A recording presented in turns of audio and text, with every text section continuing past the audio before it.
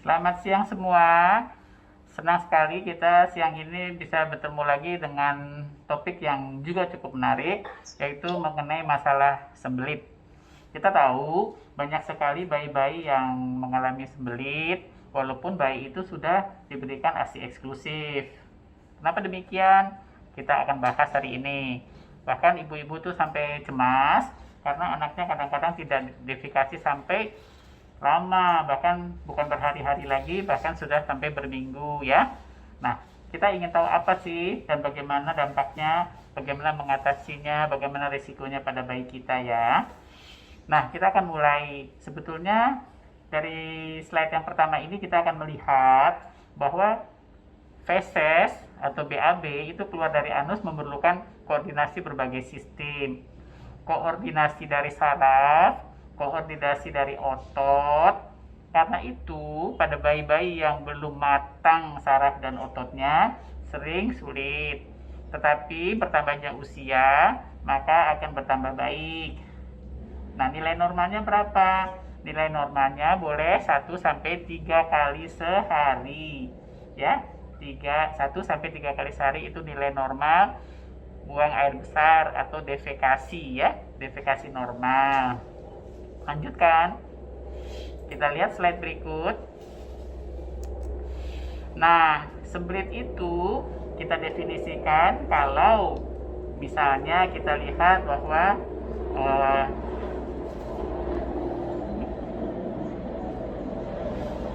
sembelit itu bisa kita lihat kalau misalnya kita melihat bahwa seorang anak BAB-nya tidak lampias, di mana dia tidak BAB 3 kali minimum dalam seminggu, atau memang dia tiap hari bisa mengeluarkan BAB, tetapi BAB-nya keras sehingga anaknya mesti menangis, mesti berusaha, mesti ngeden. Nah, itu tidak baik ya. Dalam keadaan itu kita sebut juga sembelit atau konstipasi ya kan. Nah, kenapa banyak? Karena di sana sudah mencapai jumlah jutaan ya. Bagaimana akibatnya? Akibatnya tentu menurunkan kualitas hidup, menurunkan fungsi sosial, gangguan kita aktivitas sehari-hari, kasihan anaknya ya. Mari kita lanjut.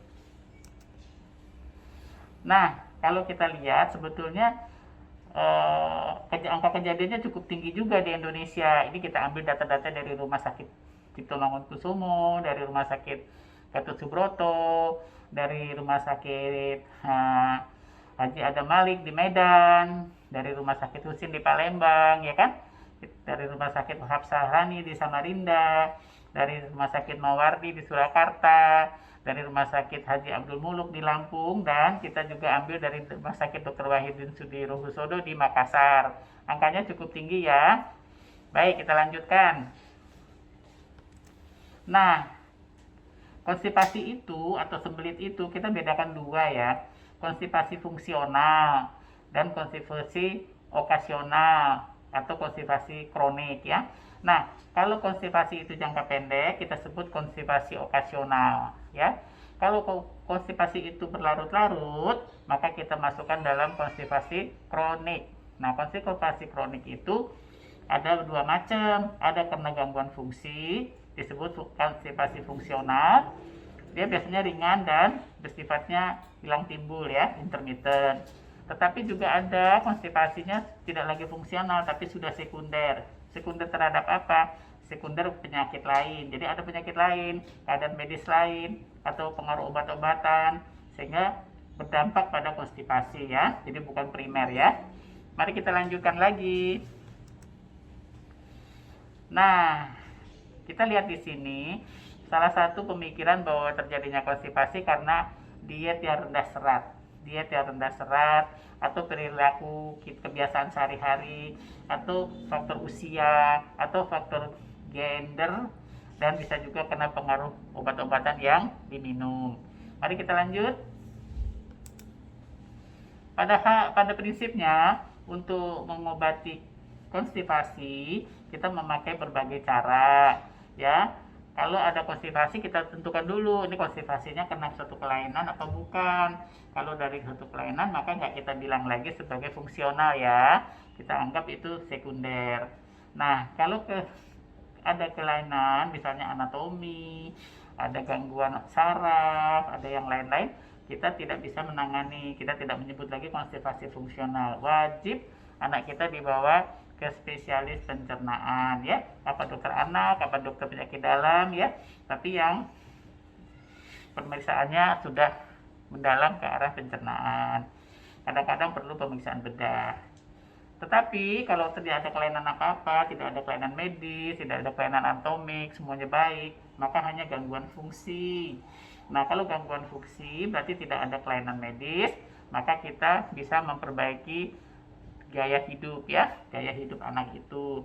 Kemudian kita bisa menambahkannya dengan menggunakan semacam zat yang namanya polyethylene glycol. Polyethylene glycol ini berfungsi untuk melunakkan feses ya. Dan pelunak feses itu atau laksatif itu bisa ada bentuknya yang metil naltrexone atau juga yang lubiprostone linaclotide, atau bisa juga kalau tidak berhasil kita rujuk ya. Silakan lanjutkan. Nah, terapinya, pengobatannya, tentu kebanyakan kita tidak langsung menggunakan zat-zat kimia ya. Kita menggunakan dulu yang non farmakologi. Nah, non farmakologi itu contohnya apa? Latihan BAB. Jadi toilet training. Toilet training itu kita mengatur kapan waktunya. Jadi toilet time. Toilet time-nya kapan ya kan? Kapan anak itu setiap setelah makan harus diposisikan dia BAB.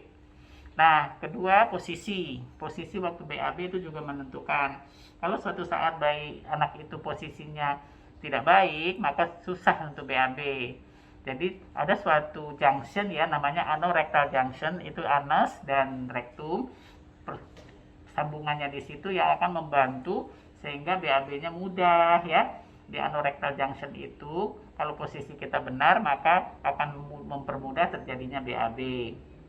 Selanjutnya juga bisa kita meningkatkan pemenuhan kebutuhan untuk serat harian. Serat yang dibutuhkan itu minimal 2 gram, maksimal 35 gram per hari. Maka dengan sendirinya secara non farmakologis akan menyebabkan konstipasinya itu membaik ya. Jangan lupa satu hal lagi, kalau kita sedang stres atau anak itu sedang stres, maka biasanya akan memperberat konstipasi. Stres itu bisa disebabkan karena anaknya takut, atau anaknya tidak suka dengan lingkungan WC atau toilet, atau anak itu merasa sakit kalau BAB, jadi besok-besoknya dia trauma, tidak mau BAB. Nah, itu menimbulkan stres ya, dan itu akan memperberat sembelitnya ya, akan memperberat konstipasinya. Mari kita lihat berikutnya ya. Nah, kalau kita sudah memutuskan untuk memakai terapi farmakologis, maka kita bisa menggunakan yang kita sebut sebagai bulking agent. Bulking agent itu adalah yang membuat air diabsorpsi. Kalau air diabsorpsi ke sistem usus, maka dengan sendirinya BAB-nya menjadi lebih lunak ya, misalnya serat ya. Terus yang kedua, bisa juga kita menggunakan rumus kimia, yaitu tekanan osmosa. Jadi kalau tekanan osmosanya lebih tinggi, maka dengan sendirinya akan dia bersifat menyerap air ya, mengabsorpsi. Nah, kalau ada osmotik laksatif kita berikan, maka menarik air ke dalam lumen usus, airnya jadi banyak, maka jadi lebih mudah untuk di BAB ya. Contohnya lakulose ya, PAG, sorbitol dan sebagainya. Nah, yang ketiga adalah kita menggunakan stimulasi, yaitu laksatif stimulan, di mana kita menggunakan farmakologi ini supaya motilasi itu apa ya? Motilitas itu gerakan usus itu bisa meningkat. Kalau gerakan peristaltik usus meningkat, maka daya dorong terhadap fesesnya juga lebih baik, fesesnya menjadi lebih lunak ya. Itu konsekuensi logis daripada suatu keadaan motilitas atau peristaltik usus ya, pergerakan usus, misalnya dengan bisakodil. Baik, kita lanjutkan. Nah, pada anak nih, sekarang kita masuk kepada anak nih, termasuk bayi ya. Gejalanya apa sih sebetulnya? Gejalanya dia BAB-nya sulit mengeluarkan tinjaknya. Bisa sulit, benar-benar sulit, tapi bisa juga karena ditahan sama dia. Akibat ditahan, maka akibatnya bertambah lama BAB itu diabsorpsi airnya sehingga menjadi keras. Nah, kalau sudah jadi keras menjadi batu atau fekolit. Kalau udah menjadi batu tambah keras. Nanti kalau sampai terpaksa nggak tahan lagi dia BAB, yang keras itu melukai jalan usus itu, melukai anus dan sebagainya, terasa perih. Nah, kalau udah terasa perih, kadang-kadang BAB-nya berdarah, untuk keesokan harinya, untuk hari-hari berikutnya dia akan lebih takut lagi karena sakit kan, maka makin ditahan lagi, makin keras lagi, makin sulit lagi, terjadilah lingkaran yang seperti itu terus menerus, makin lama makin parah ya, jadi dia bersifat menjadi kronis ya. Nah, penting adalah bagaimana keadaan BAB-nya itu. Masalah waktunya tidak terlalu penting, karena makin cepat kita mengobati makin bagus hasilnya. Ingat tadi, makin lama kita mengobati makin keras BAB-nya, makin terjadi fekolitnya, makin melukai anusnya, makin sakit dia, makin takut lagi dia untuk BAB. Jadi makin parah, makin cepat kita menangani makin bagus ya. Lebih awal lebih baik ya, lebih baik lebih dini ya. Nah, sifat itu pada anak-anak itu ada hal yang kita dengar, manuver menahan tinja. Nah, ini tadi, jadi anak itu tidak mau karena dia tahan, ngumpet dia, dilipat kakinya ya supaya nggak bisa dia jangan keluar karena dia takut BAB. Jadi terjadilah inkontinensia tinja atau tinjanya nggak keluar ya. Nah, akibatnya cairan-cairan yang harusnya menjadi BAB bisa molos lewat sela-sela. Nah, merembes lewat sela-sela dari proksima, dari tempat yang lebih awal menuju ke anus, merembes. Nah, merembes keluarlah melewati dinding tinja yang keras tadi. Nah, melewati terus molos ke rektum, terus keluar tanpa disadari seperti ada cairan keluar ya. Itu sering terjadi, sebutnya manuver menahan tinja. Penting nggak diatasi? Sangat penting. Kalau nggak diatasi gimana? Anaknya makin takut ya, makin takut tutup BAB ya, makin panjang ceritanya. Baik, kita lanjutkan ya. Nah, ini ada salah satu contoh obat yang disebut dengan Macrogol 3350 ya. Ini bisa mempengaruhi untuk BAB ya. Lanjut. Nah, kelebihannya adalah dia bekerja sebagai yang tadi, secara fisika dia adalah agen osmotik ya. Jadi secara fisika dia mempengaruhi agen osmotik. Nah, dia mempengaruhi, kenapa bagus dia? Karena dia menyerap menjadi aktif, dia sekresi glukosa maupun elektrolit tidak dipengaruhi, jadi tidak mengganggu gula, tidak mengganggu kadar elektrolit, dan satu penting yang harus, dia tidak ada takifilaksis ya, jadi nggak ada ketergantungan dan sebagainya terhadap obat-obat. Silakan lanjut. Jadi apabila kita mendapatkan anak dengan konstipasi fungsional, jangan lupa kalau dia pada anak-anak seringkali adalah chronic constipation, karena dia menahan ya, yang sifatnya kronik, ada fungsional, ada kronik, ada yang akut. Silakan lanjut. Biasanya kalau kita sudah menggunakan obat tadi, maka kita campur di dalam cairan ya, dalam 240 ml air, bisa disimpan di suhu 38 derajat atau 2-8 derajat, sehingga lebih lama, bisa sampai 96 jam ya. Lanjut. Nah, kalau terjadi pada anak, kita utamakan pada anak ya, terjadi, maka dosis awal yang kita berikan hitungannya setengah gram per kilogram berat badan per hari, maksimum 17 gram. Jadi untuk anak 34 kg ya, kita berikan pagi sore ya. Jadi hitungannya gampang, berat badan dibagi 2. Kemudian kita berikan pagi dan sore, bisa dibungkus dalam puyer, ya kan?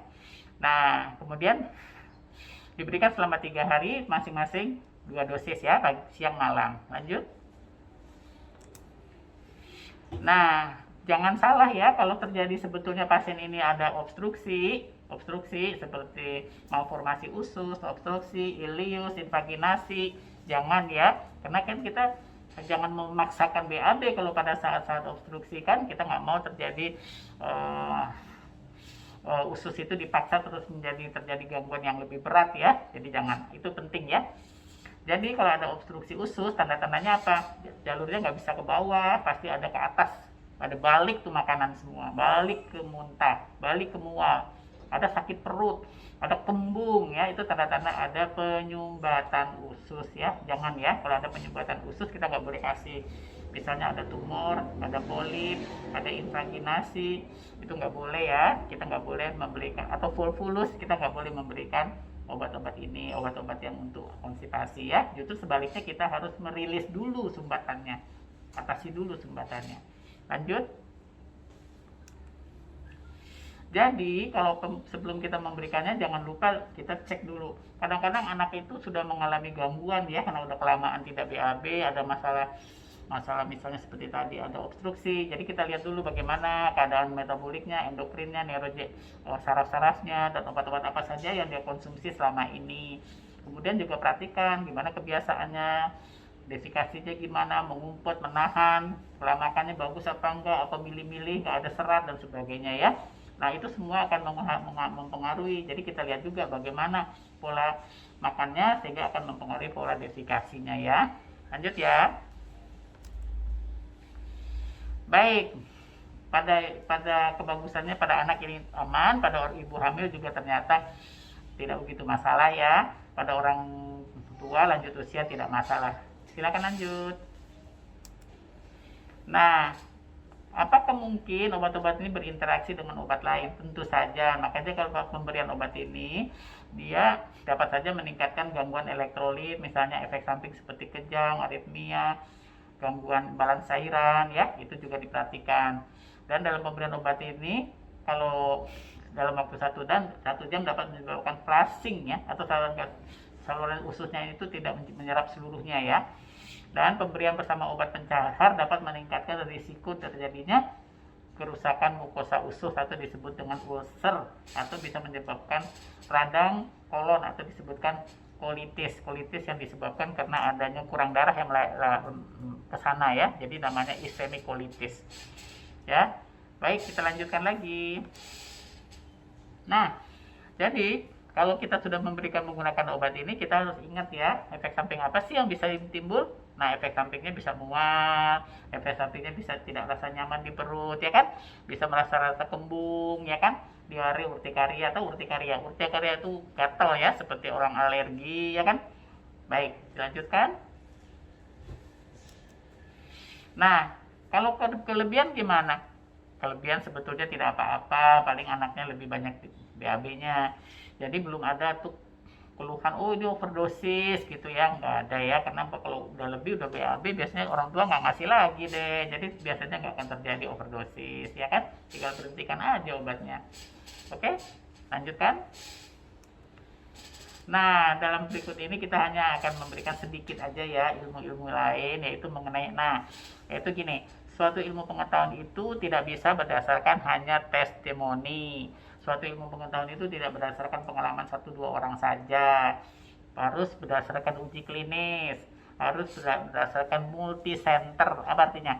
Berlaku di Jakarta, berlaku juga di Semarang, berlaku juga di Medan, berlaku juga di Surabaya, berlaku juga di Irian, berlaku juga di Makassar gitu ya, di semua tempat. Jadi harus berlaku di multi center ya, itu satu. Terus yang kedua ada uji klinis. Ada uji klinis itu ada syaratnya. Berapa jumlah pasien yang diteliti, memenuhi syarat tidak untuk melakukan tes. Makin banyak yang kita teliti, makin banyak bahan yang kita teliti, makin banyak lagi jumlah sampel, jumlah pasien yang kita harus kumpulkan. Kemudian yang ketiga, pasien itu harus dipilih yang masuk kriteria apa yang keluar tidak masuk kriteria. Jangan udah tumor dimasukin juga ya, nggak kriteria lah, dia udah tumor kan, sebelitnya kena tumornya ya, jadi harus dipilih, ada di screening. Yang keempat, usia dikelompokkan. Kita tahu kan tadi kalau orang dewasa, orang anak-anak itu kan berbeda, maka pasti berbeda pula outputnya ya, hasilnya. Maka itu kalau melakukan penelitian harus dikelompokkan berdasarkan usia supaya seragam ya. Baik, ini intinya begitu. Maka setelah itu kita akan di sini ditunjukkan bagaimana hasilnya menurut hasil penelitian secara statistik bagaimana. Silakan lanjut.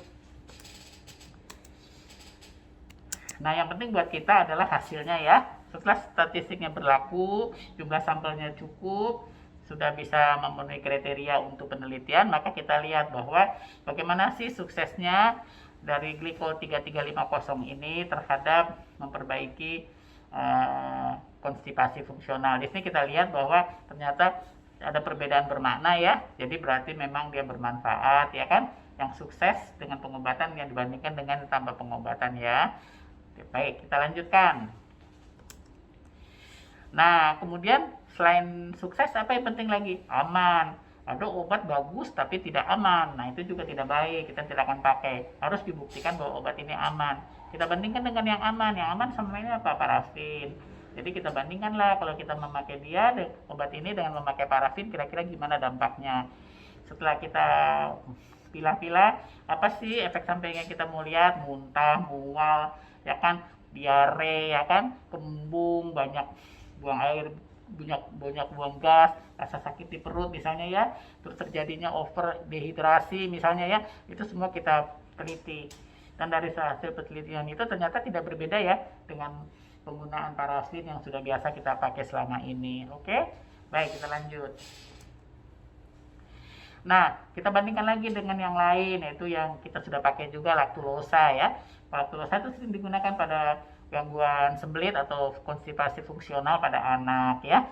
Kita sudah sering lakukan itu dengan laktulosa. Nah, kita bandingkan penggunaan ini dengan laktulosa, ada berbeda apa enggak, apa lebih buruk apa bagaimana.